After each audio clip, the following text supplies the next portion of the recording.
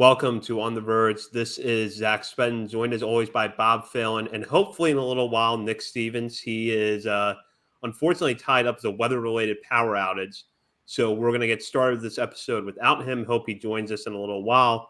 We're going to talk about the Norfolk Tide's break camp roster, but first, we're joined by a special guest on this episode as Director of Draft Operations, Brad Ciolek, joins us here on the Verge. Brad, how are you? I'm good, Zach. Bob, how are you guys? Doing good. Thanks for joining us. Absolutely. Thanks. Happy to be here. We're happy to have you on. So we're obviously a long way out from the draft, which will take place in July of this year. But where are you and your team right now in preparation? Well, in terms of where we're at right now, we've done extensive work already on the candidates that we're looking at for the number one pick. We also are scouring the country for our other selections. Our second selection will be approximately around 33. We're waiting for the commission office to release the official pick listings. And then our third selection will be in the early 40s. So we've already done extensive work, in Deep South. That's typically the area that opens up first: Texas, California, Florida.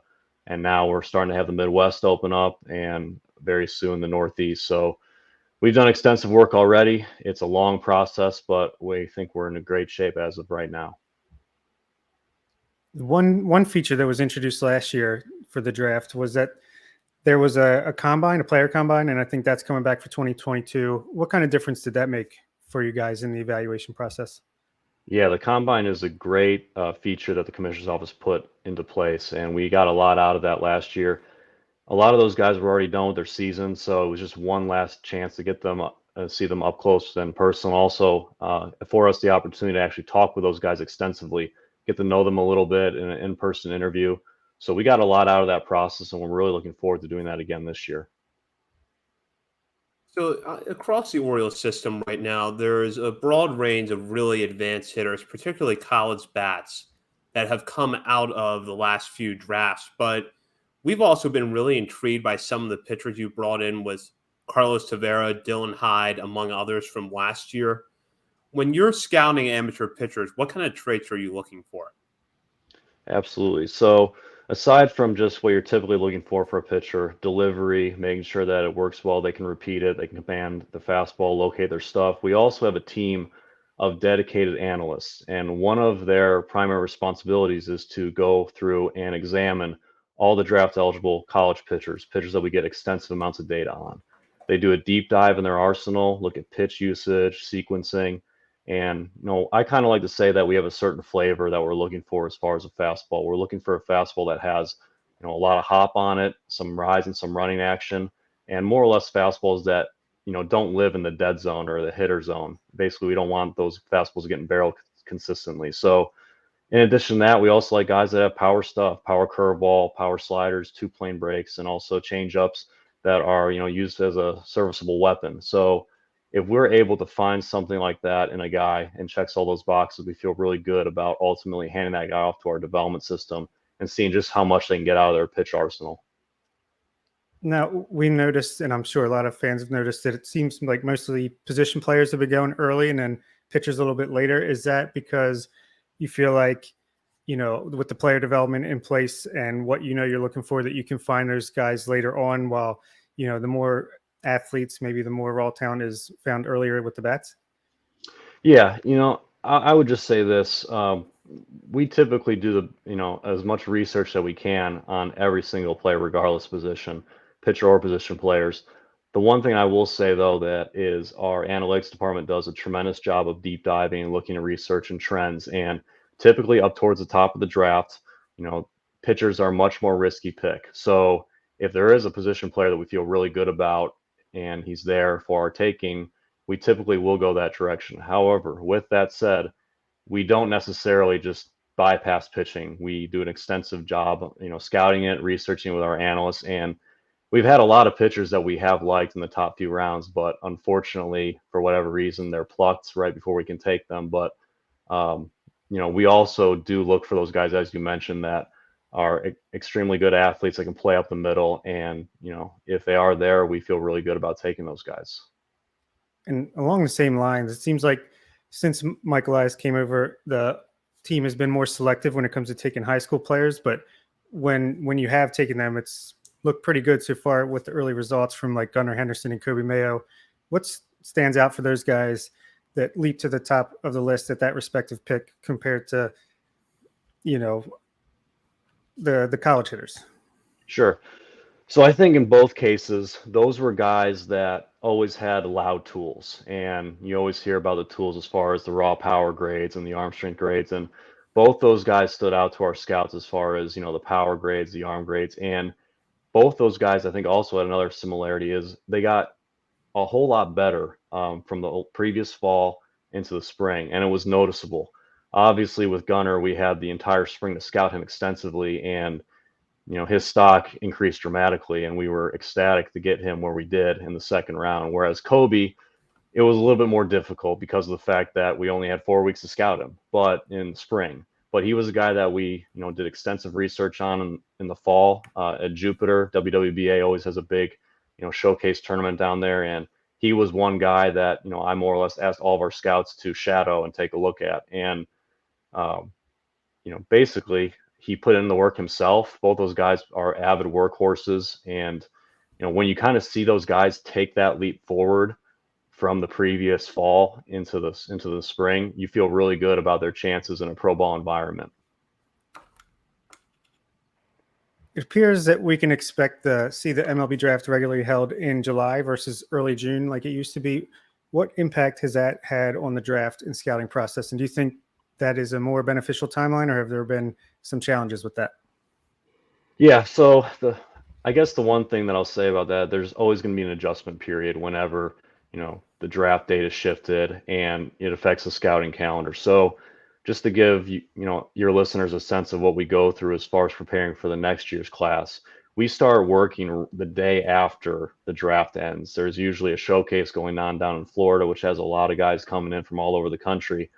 And, because with the draft being pushed back a little bit, it also kind of overlaps with some activities that are going on with USA Baseball, whether that's the collegiate national team or MLB as a partnership with them with the PDP league. So there is a little bit more of a juggling act. We have to be more prepared.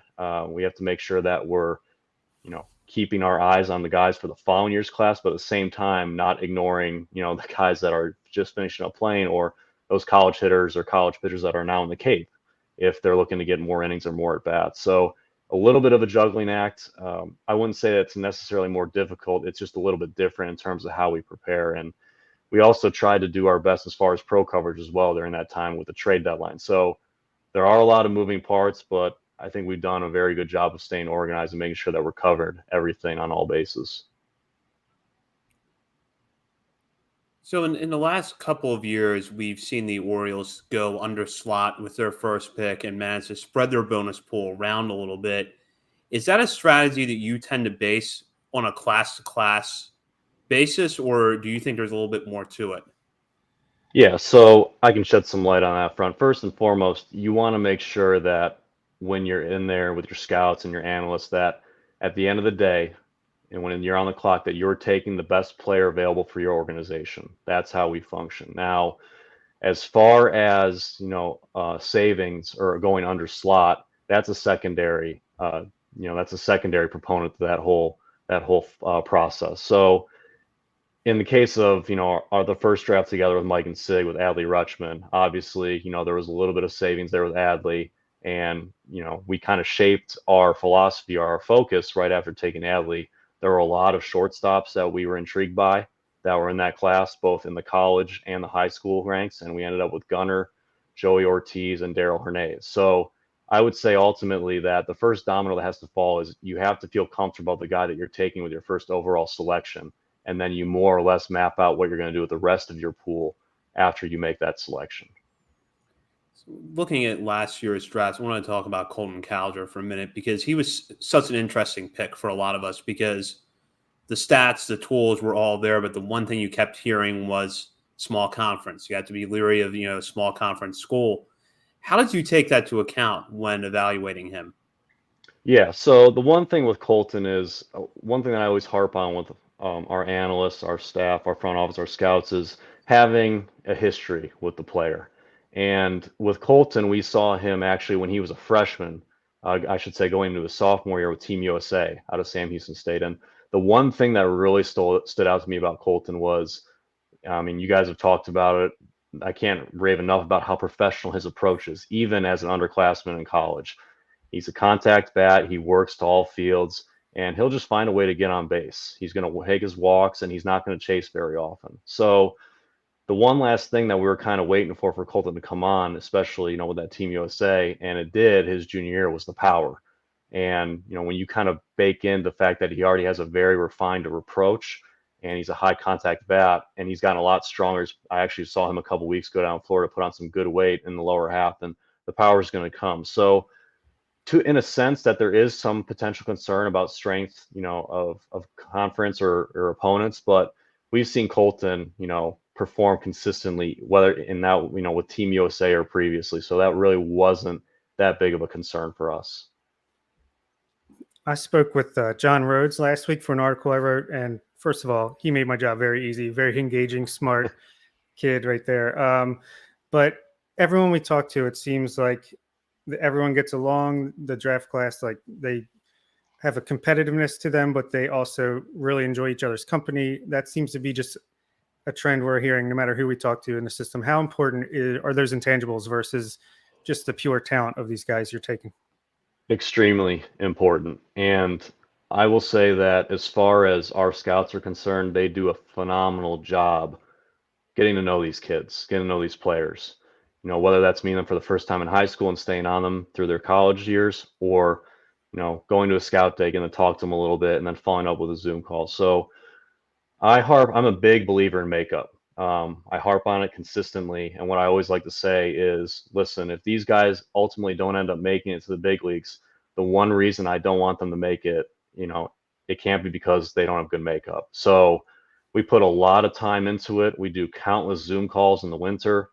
We check in on them. We like to leave them alone as much as possible as they're going through, their senior year in high school or their junior year, senior year in college. But we keep tabs on them, and we kind of build that relationship.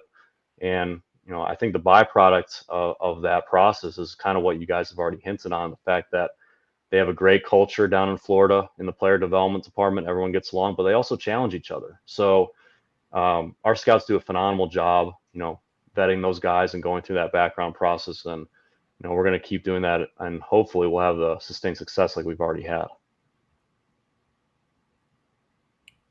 So, right now with the first overall pick in 2022, you've got the whole class in front of you. We know that can be a bit of an advantage. So do you feel like with this year's class in particular, it's a good position to be in? Yeah, absolutely. I think there's a lot of talent at the top. There's a lot of guys that more or less could fit that mold for that 1-1 pick. And so far through this process, we feel really good about the guys we have seen. I would say right now we're probably around 6 to 7 names, and we're going to continue to drill that down as we get closer. But we are making significant progress, and we're really excited about what we've seen thus far. There are a lot of good players out there for that number 1 pick, and I'm excited to see what happens over the next couple months, and ultimately once we put our heads together, our scouting department, our analytics department, front office, ultimately to make a decision who we think is the best guy for our organization. Yeah, this year appears to be loaded with high school talent at the top of the rankings you look at outside like Baseball America. Do you feel like you can get enough data on those guys to justify theoretically taking one at 1-1 versus a college guy who, you have years of information on? Sure. So to kind of go a little bit more into that, a few years ago, you're right, that might have been a little bit more detrimental for a club picking our position. But over the last 3 to 4 years, Major League Baseball has done a very good job of having events and more or less putting these guys through testing and lots of other assessments, and share that information with clubs. So we do have an extensive amount of data already collected on a lot of these guys, and a lot of these players throughout the summer also play in major league ballparks. So some of that data is accessible to us. We will look at that data in addition with everything else that we put under the microscope. So it's probably not as much as a problem as it was maybe 5, 6 years ago. And with the tech and analytics boom in baseball, it's affected amateur. I should say it's touched amateur baseball as well. So we feel pretty good if we do ultimately end up decide to go with a high school player, that we will be prepared and have enough information to make that decision. I have to imagine that this year is a little bit different than the last 2 years because of where we are in the pandemic. 2020, you obviously had the season shut down. 2021, there was a lot of uncertainty in the lead up that carried over to the regular season a little bit. So, how much different is it this year than it has been in the last 2 years? Oh man, the last 2 years. I don't think there was anything that could have prepared anyone for what we've been through the last couple of years. But there is a sense of normalcy now. Obviously the numbers have trended down, and hopefully they'll stay down. And you know, it's been about as normal as it can be for the last couple of years. The last 2 years we always had to keep in mind of a potential COVID outbreak. So I would refrain from sending scouts to maybe a location where there's only one or two schools and there's a 3 or 4 hour drive, and they have to get to another school in case things were to shut down due to a COVID outbreak. So it's been a little bit easier. COVID protocols have been relaxed in a lot of places that we scout, and I would just say that the bottom line from the last couple of years is we've learned more or less how to deal with and work under these circumstances, like everyone else for that matter. So um, I would say that it's been much easier to get around as far as and see players. The only thing that's been a little bit of a challenge is now everyone has had a pandemic fatigue, and they all want to get out and travel. So rental cars have been kind of few and far between. You got to know where you're going and get them locked in, or you won't have one. So. We asked Kobe Perez this when we talked to him a couple months ago, but how would you evaluate our simplified theory that we came up with, that the draft is being used to raise the floor while the international signings are more likely to raise the ceiling of the farm system? Yeah, I think you could roll with that. I wouldn't disagree with that. I guess from my standpoint, what I like to do, or I guess my overall viewpoint of this whole thing is, I just want to make sure that when our first day draft meetings take place, that accurately assess and give all the information necessary to Mike and Sig, ultimately so they can make the decision on what they want to do. So I would say that that's a pretty accurate statement. But with that said, we do like some upside picks if they are available, and if we can get them, Gunner and Kobe Mayo and a guy like Creed Williams, who has very loud tools and more or less just needs some seasoning with our player development department. But in terms of what you said, yes, I think that's a fair statement to make. That is something I kind of wonder is what is the communication between you and the player development like on your year-round basis? Because you're obviously sending your scouts out there to look at these players, but you have to know how they're going to fit into your system and have the trust in Matt Blood and his staff to get the most out of these players. So what is the communication between your teams like?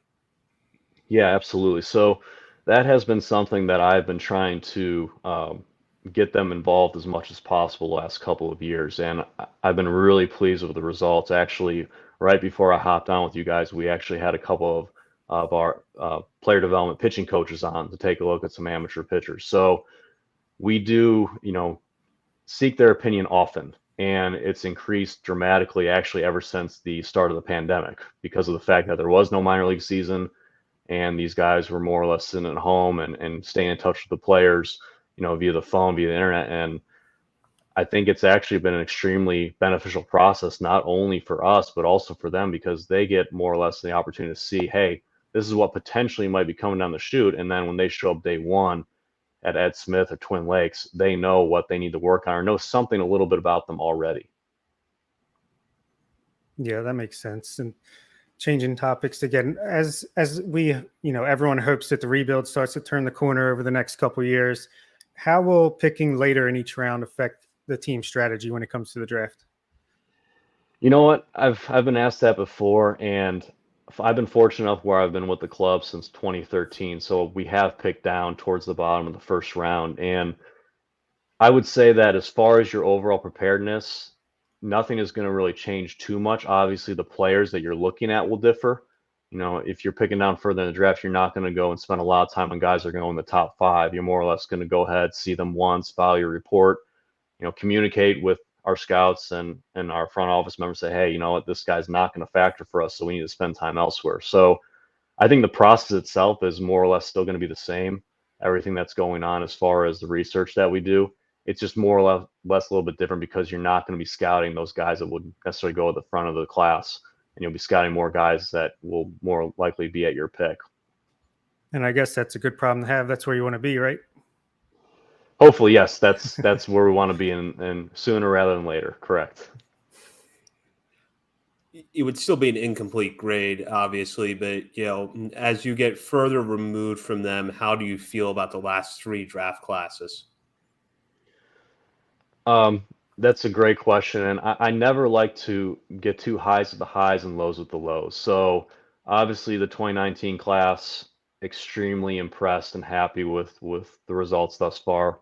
A lot of those guys are thriving, and they deserve a lot of the credit. Them and our player development coaches. They put in the work, and I'm really ecstatic about what's transpired there. I'm glad that our fans are able to actually see, Rutsch. I know he's going to be back soon, hopefully, but see Kyle Stowers at our Major League Spring Training game. See Gunnar Henderson and see what's on tap for them, maybe potentially sooner rather than later at Camden Yards. And then the 2020 class, obviously very encouraged as well. Kobe Mayo made tremendous strides last year, and we talked about how excited we were as far as his potential and his ceiling. Hudson Haskin has looked really good the last couple of times I've seen him down in Florida. And Jordan Westberg has been really dependable on both sides, both in the dirt and in the box. So really excited about what's happened the last couple of years. And again, not to get too excited, but with how the lineup played at Delmarva last year, very encouraged by those results as well. And hopefully they will continue to thrive in our player development system. I guess we can get to some listener questions if that's okay with you. Some of our Sure. patrons had a couple of things they wanted to ask. Vivek wanted to know, what advice would you give to anyone wanting to get a start in sabermetrics/analytics? That's a great question. I think so much has changed as far as the job market's concerned in baseball. And, when I was breaking into the game, we didn't necessarily have an outlet, so to speak, like Twitter or, and having that outlet to get our work out there. So I would say start a blog, do your own research, post stuff on Twitter. A lot of, front office executives, scouts, analysts are always looking for stuff out there as far as research, and it's a great tool. There's also a lot of negative stuff out there on that, but you can definitely use that to your advantage and get your work showcased. And I've heard numerous stories. In fact, there's a couple guys on our staff that have been hired because of the work that they've put out there on Twitter and some research that they've done on a lot of prospects. Luke Seiler. Exactly. He's one of them. This is also a question from Vivek. Since you were one of the few individuals in the organization that has been part of the old regime, how would you compare your work in the Duquette era versus the Elias era?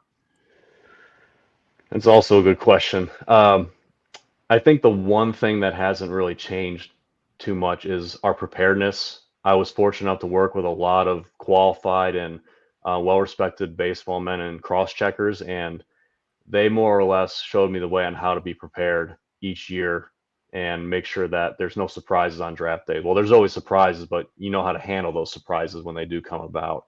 The one thing that has drastically changed is our infrastructure. D and his team do a tremendous job. We have tools and access to data and information that we just never had previously. So that has been the biggest contrast between the two regimes, just the fact that our internal system has been beefed up and there is a lot of information accessible at our fingertips at the click of a couple buttons. And Chris Franz wanted to know a couple of things about recent developments in baseball, like limiting the draft to 20 rounds. How do you feel about that? Is that frustrating, or you feel like you can still get the job that you want to do done in that amount of time? Yeah, I don't, I would say that it really hasn't affected us too much. Obviously, the rounds are cut in half, so our player listing, or the guys we need to scout, has also been drastically cut. So there's some good and some bad with it, but I'm actually a fan of the 20-round draft. It actually allows me, myself, and our front office members to get a little deeper on some of these guys that we typically wouldn't necessarily have the bandwidth to do. So I do think that there are positives and negatives, as far as going from a 40 to 20 round draft. But overall, I'm pleased with the developments of that. And he also wanted to know about the elimination of multiple levels of rookie leagues. How has that affected decisions while drafting? Yeah, I mean, in a sense, we're not necessarily looking for fillers anymore. We're looking for guys that are basically just the best players, and it really hasn't affected my job too much, just because of the fact that, after the 20th round, typically you're trusting your area scouts, and they say, yeah, this guy can go out and pick the ball up and throw the ball across the diamond, and he's not going to make us look bad. So it hasn't really affected my job significantly on that front.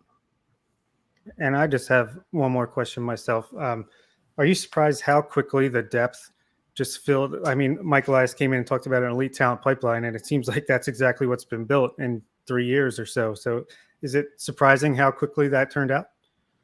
Um, I would say that I don't know if it's necessarily surprising, because we believe in our process here, and everyone here is on the same page as far as what we're looking to accomplish.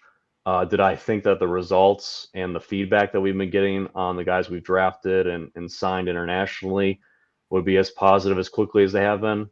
No, most likely not. But extremely happy with where things are. But at the same time, we know that we're not going to be satisfied until we turn this thing around and we're in the postseason consecutively in consecutive seasons. So that's the goal. But to answer your question, we believe in our process, and not surprised that things have taken off the way they have. Maybe just a little bit surprised, how quickly and the feedback and positive feedback has been. Well, Brad, we really appreciate you taking the time tonight. It's been interesting to hear this insight. So thank you so much for joining us. Thanks, Zach. Thanks, Bob. I appreciate it, guys. All right. Have a good one. All right. Take care, guys. Thank you. That was Brad Ciolek. So Brad gave us a lot of really interesting insight there. And before we get on to discussing the Tides, Bob, I just want to kind of get your thoughts on that interview. I love talking to these guys, just getting, the more straight to the top instead of talking to, just in conjecture of ourselves, or even these guys that I also love talking to from Fangraphs and Baseball America and all that, just to talk to the guys themselves. Yeah, they're not going to tell you exactly what they're thinking and they're doing, but you definitely get a good idea of, just the mindset and where they're trying to take things. Yeah, absolutely. And it's always good to have the reinforcement about the communication really between scouting and player development, not just on the pro side and the international side, which we've already heard from Kobe Perez in previous interviews, but also the draft. Yeah, these are the main ways that we're getting talent into the system. So yeah, I learn so much every time we talk to somebody about this, and that's what I love about what we're doing here. Hopefully the listeners are as well. And we'll transition now to the first break camp roster to be announced by an Orioles affiliate this spring, and that is the Norfolk Tides, who have put out a roster that, as expected, features some pretty talented players, even though a few key names are missing. So Kyle Stowers, Taron Vavra, Jahmai Jones, Nuciel Diaz, and Kevin Smith are among some of the big names heading to Norfolk, as well as some players like Rylan Bannon, Alexander Wells, Cody Sedlock, Caden Grenier, and more. So it's a pretty interesting mix. So, Bob, to start off here, as an ad goes off in the background, this is a good group of players that are down in Norfolk, even though you don't have Adley Rutzman. Kyle Braddis is not going to be in the opening day rotation there, but you are going to have Grayson Rodriguez. So what are your thoughts on this group? Yeah, it's an exciting group for AAA. I think we're, as Orioles fans, mostly used to AAA being, more of a depth place where like just guys can be sent down and brought up at will when needed. We started to see that change last year for sure as the season went on, but this is a more competitive team. It's mostly the guys that were playing at Bowie last year moved up to AAA here, and I was surprised to see Kyle Branovich up here in AAA, and I love it. I think it just goes to show how confident they are in him, and he had a great season last year. Totally deserves it, but a lot of big names, and yeah, I think you'll eventually see Kyle Bradish and Adley Rutschman here for at least a couple weeks to start the season, and I think it's going to be a stream that you're going to want to watch whenever you're opening up your MILB TV app in the evenings. Yeah, absolutely. I mean, any Grayson Rodriguez start is a must watch. That was the case last year at Aberdeen and Bowie, and it'll be the case at Norfolk again. And we'll get to him in a few minutes. But I agree with you about Bronovich. I'm thrilled that he's going there. I figured that if he went to Bowie, it was not going to be for very long because I didn't really know what else he had to prove there. But this is a guy who I think we could see in the big leagues this year if the formula that he has for success last year works, which is throw strikes, have efficient outings, rely on that knuckle curveball as your out pitch, and hopefully that is still deceptive against AAA hitters because it certainly worked against high A and double A batters. And when you put that sort of mix in there, that's the kind of pitcher that I feel like if there's a hole in the Orioles rotation in June or July, they're looking down at Norfolk and they see here's a guy that throws strikes that can give you 5 innings. That gives Bronovich a real chance to reach the majors this year. Oh yeah, absolutely. And actually, I would say along those same lines, that's what's most exciting about this roster for me is, I guess what your rotation will be: Rodriguez, Bradish once he's back, Bronovich, Kevin Smith, and Alex Wells. Any of those guys, I mean, they get hot, pitch well for a month, and a need arises, they're gonna go up and get a start. Same with a lot of these bullpen guys. I mean, you got Felky Peralta, Blaine Knight, Cody Sedlock. They could also start, or they could make their name in the bullpen and easily get called up at any point. And same with the position players, which I'm sure we'll get to. Yeah, absolutely. Some interesting bullpen arms there.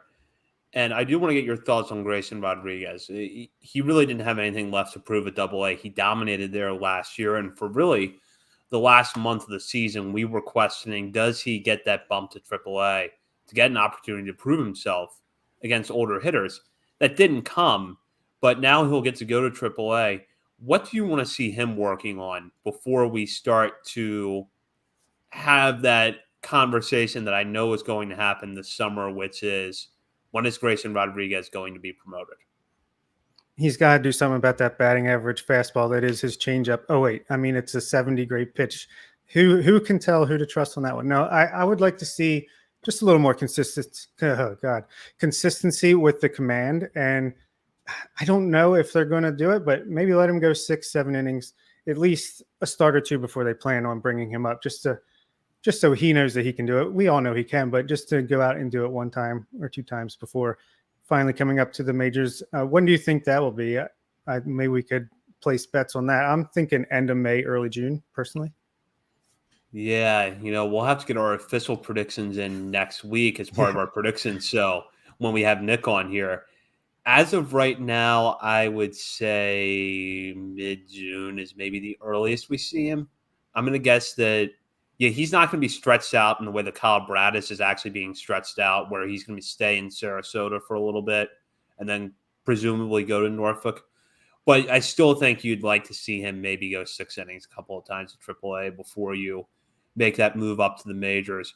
And there's also that factor, too, of how is he going to adjust to the ball, which we don't really know what the ball in AAA is going to look like this year, but that has apparently been an adjustment curve for some pitchers. So I'm interested to see if he's really affected by that at all, or if he's affected in any measurable way. Yeah, those are great points for sure. I'm just thinking if he's down in AAA just mowing people down with the low to mid 2 ERA, and you're watching major league games in Baltimore with the pitchers that might be doing a little bit less good than that, you might want to rush him up and get him up here. But for sure, I think you're spot on there. Well, the bats right now, you're not looking at Adley Rutzman in Norfolk's opening day lineup, but you still have a really interesting mix. You have some players who are heading back there. They were there late in the year, like Grenier, Kyle Stowers, Yusniel Diaz, Patrick Dorian, who got a cup of coffee last year and will be back in Norfolk this year. You'll also have Jemai Jones there and Taryn Vavra. So 2 players that could conceivably be playing second base for the Orioles later this year are going to start off down in Norfolk. And I know for me that Vavra is a guy that I'm really excited about. I thought he looked good in Major League camp. And I just think that everything he brings to the table, the advanced plate approach, he doesn't give it bats away, good line drive stroke, and, defensive versatility is something the Orioles have worked on with him. I'm really excited to see what he can do at AAA. Yeah, that might be one of the guys I'm most excited to see play. he played well last year, but just the injuries added up, and then he kind of faded down the stretch. But you don't know how much that could be attributed to injuries lingering on. He did look good in camp. You saw his versatility. He could play second, could play center field. I saw him playing out there in Major League Camp. Probably could play shortstop in a pinch if you really needed him to. So yeah, I think he's like a good month or 2 or 3 away from coming up and displacing the heavy hitters on the Orioles roster like Chris Owings and Rougned Odor. So yeah, between him, Bannon playing third, and Jahmai Jones is there too, but playing second, maybe a little bit of outfield. It's going to be fun. And this is also a good outfield. You have Diaz there, you have Kyle Stowers, you have Robert Newstrom going back. In fact, there's so much outfield depth here that Zach Watson is not starting the year in Norfolk, which I know for some of our listeners, when that roster dropped today, was kind of a surprise. But we'll talk about Watson in a minute. But just for the players that are there, we saw Diaz perform well in camp. Stowers was certainly challenged by the Orioles and had his ups and downs in Major League Camp, but we know he has a ton of potential. And Newstrom's coming off a breakout year, and I have to think is close to the majors. So, what are your thoughts on the outfield? Yeah, it's loaded. I mean, I'm a little surprised Zach Watson wasn't included here. I would have thought he'd be the starting center fielder in AAA, but if I'm happy for Johnny Reiser to get this opportunity. If you remember last year, he was promoted to AA a couple weeks before Watson was. So it kind of makes sense. And you're a Yusniel Diaz injury away from having Watson up, or a trade away from one of these guys getting their opportunity at the big leagues, and then Watson can easily fill that gap. But it's a very deep outfield for AAA. I think this is your starting outfield NDH on most nights. So I guess between Stowers and Reiser, they can share center and right, and Newstrom can sit out there and left and try to hit bombs over the shed again in right center field. Yeah, and Reiser, I think, is a good fit here because he can cover a lot of ground in the outfield, we know, which you need in Norfolk. Showed a little bit of power last year at Bowie, and he did have a slump in the middle of the summer, but then got hot again at the end of the year. So I think bat-wise, maybe the Orioles felt like he was ready for this jump. Yeah, I think so. I mean, friend of the show obviously came on here. Seems like a really down-to-earth, good guy. And yeah, he had his struggles a little bit at Bowie, especially in the middle of the season, but I feel like he bounced back pretty well. At the very least, he's going to be a gamer up there, give you some solid at-bats, and play good defense, which is important. We talked a lot about these two players in the last 2 weeks, but what do you want to see from Yusniel Diaz and Rylan Bannon there?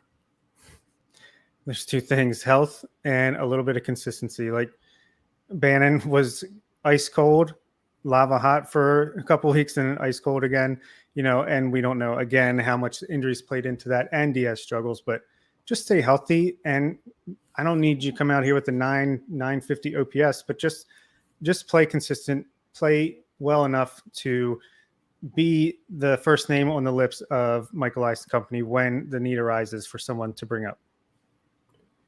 So I'll put this out there as we kind of wrap up this discussion on the Tides. If there's one player that you feel like might be kind of an under-the-radar breakout type pick, or maybe a guy that struggled a little bit last year that you feel like is going to improve this year, who would it be? As far as improve, I would say Kevin Smith for me. I think we were doing a little bit of digging. We kind of think we might know why he struggled a little bit last year. And as long as he got his head clear over the offseason, he's working with Justin Ramsey again. We're obviously huge fans of him as the pitching coach here. I could see him and getting adjusted to that ball. You don't know how much that played into it. So I think he has a chance to really earn back our trust as far as a reliable starting pitcher prospect, or maybe just a better relief prospect than he showed at the end of last season. And the under the radar guy that I think might really surprise some people, I'm going to go with Patrick Dorian. I think he really improved a lot from 2019 to 2021. He's a little bit older. He's not have the pedigree of a lot of the guys, but he has a great approach at the plate. He has developed some pull power that he hadn't shown before. So I think maybe he gets a chance at some point this season and surprises some people. For a guy that I think is going to bounce back, I think Blaine Knight's going to put up better numbers than he did in his turn at Norfolk last year. He got to the Tides and he really struggled to miss bats once he got there, but He had just had a kid. I think he was late in the year, and it had really been a long season after a pandemic layoff in 2020. I think that if this is a guy that could be successful in a relief role, I don't know if the plan is to piggyback him or exactly how they're going to handle him at the start of this year, but the stuff is there for him to be successful. It really is. So I think that if he can, settle into a good routine, get a fresh start at Norfolk this year, he's going to fare better against AAA hitters. And I'm really, really interested to watch Cole Avila, minor league Rule 5 pick from the Texas Rangers system. This is someone who has gotten up good write-ups in the past. You look at his numbers last year, and what jumps out is that the walk rate was not very good. But again, this is someone who missed bats and, struggled a little bit at AAA, but it's 22 and 2/3 innings over a longer sample size. If he can cut back on the walks a little bit, I think he's a guy that, could be in the mix for a bullpen spot because, if the last few years are any indication, the Orioles are going to need bullpen help as the season goes on. So your hope is that depth at the top of the system is better than it was last year, which I think it is, but we need to see the games on the field first to prove. Yeah, completely agree. Uvila, Vespi, Almengo even is intriguing. Duplan had some success at the major league level last year. Pretty much everyone other than Connor Green and Ryan Hartman, I'm intrigued by. I'm very curious how they're going to use Blaine Knight, Peralta, Sedlock, and David LeBron, I think, is a little bit under the radar as a relief option as well. So I don't know if they're going to piggyback certain spots with like 3 or 4 innings apiece, or if they're just going to turn a Peralta, Knight, etc., fully onto 1 inning relievers and see how they do. But it's just very interesting to see how they're going to use these guys.